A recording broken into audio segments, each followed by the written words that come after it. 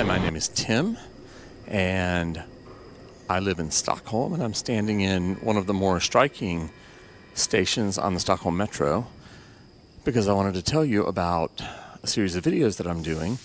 There's going to be one video for every station on the subway, or metro, if you like, or actually Tunnelbana, which is the Swedish word, which you will probably hear me use a great deal, but that's what I mean when I say that.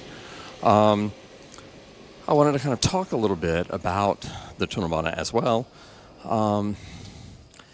Basically, the first part of it opened in 1950, so it's celebrating its 75th anniversary this year.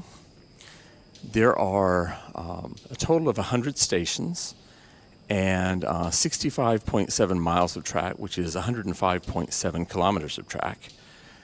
And there are basically, they're sometimes referred to as three lines. Tunnelbana 1, which is the green line, Tunnelbana 2, which is the red line, and Tunnelbana 3, which is the blue line. Kungsträdgården, where we are right now, is the southern terminus of the blue line. So basically, the green line opened it was the first one to open in 1950, and it was mostly complete by about 1960, and it serves 49 stations. And so it's the biggest part of the Tunnelbana, basically, has the most stations. The red line, which opened starting in 1964, it serves 36 stations. And the blue line, which the first part of which opened in 1975, serves 20 stations. If you add that up, you get 105, but that's because we're counting transfer stations twice, of course. Anyway, the Tunnelbana had, before the pandemic in 2019, it had over 1.2 million boardings per day.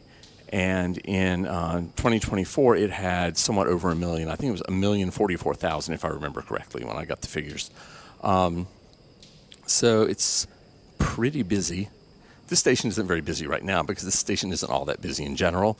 And also, it's late evening. It's between 9:30 and 10 in the evening. But so we might kind of stroll around the station a little bit so you can see a little bit of it. But I'm going to, of course, have a separate video just on this station. But one thing I like about this station is this is, if you can see it, I'm not sure what the camera's picking up because it's kind of dark, but there's groundwater flowing down basically into the station.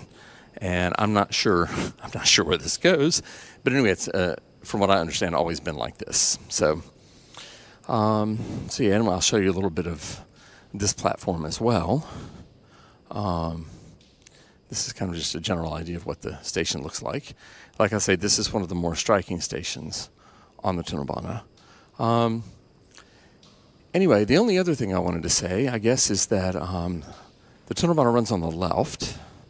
So you'll see that as we see trains serving stations and stuff. But anyway, that's pretty much it. That's about it. So I'm going to wind this up, and I will see you when we start looking at stations.